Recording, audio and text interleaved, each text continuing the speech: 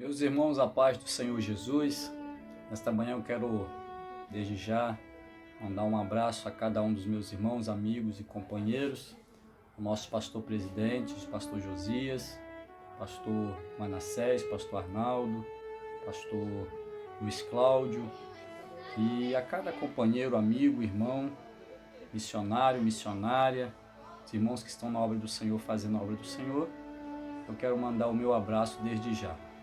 Quero compartilhar com os irmãos nessa manhã uma palavra que Deus tem colocado em meu coração, que se encontra no livro de 1 Samuel, capítulo 17, a partir do verso de número 32, que diz assim: E disse Davi a Saul: Não desfaleça o coração de ninguém por causa dele. Teu servo irá e pelejará contra este filisteu. Porém Saul disse a Davi: Contra este filisteu não poderás ir para pelejar com ele, pois tu ainda és moço e ele homem de guerra desde a sua mocidade. Então disse Davi a Saul: Teu servo apacentava as ovelhas de seu pai, e vinha um leão ou um urso, e tomava uma ovelha do rebanho. E eu saía após ele, e o feria, e a livrava da sua boca. E levantando-se ele contra mim, lançava-lhe mão da barba, e o feria e o matava. Assim feria o teu servo leão como urso, assim será este incircunciso filisteu, como um deles, porquanto afrontou os exércitos do Deus vivo. Disse mais Davi: O Senhor me livrou da mão do leão e da do urso, ele me livrará da mão deste filisteu. Então disse Saul a Davi: Vai-te embora e o Senhor seja contigo. Essa é uma palavra muito conhecida, porém sempre enriquecedora para a nossa vida espiritual. Os irmãos bem conhecem esse texto, é um texto que relata o momento em que Davi se coloca em situação de pelejar contra aquele gigante. Ele vem durante algum tempo, vendo a afronta que aquele gigante tem feito com o povo de Deus, e embora aqueles que teoricamente estariam preparados para a guerra fogem, se escondem, não se apresentam, mas nós vimos que um jovem moço se coloca à disposição do rei para ir pelejar contra aquele filisteu.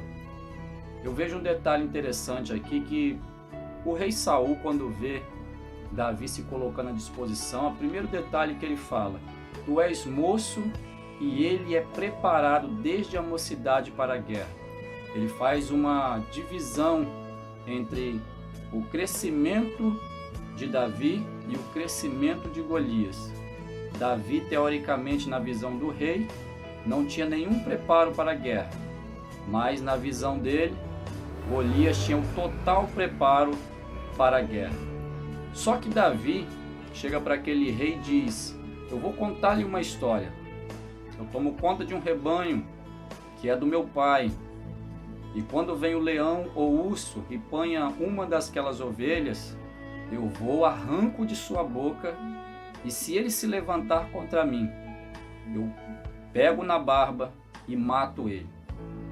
E ele começa a conversar e diz para Saul: Assim como o Senhor me livrou do leão e do urso, ele me livrará desse incircunciso. Saul está olhando de uma forma natural para a vida de Davi, no momento que ele coloca em posição para lutar contra o gigante. Mas Davi está olhando com uma visão espiritual.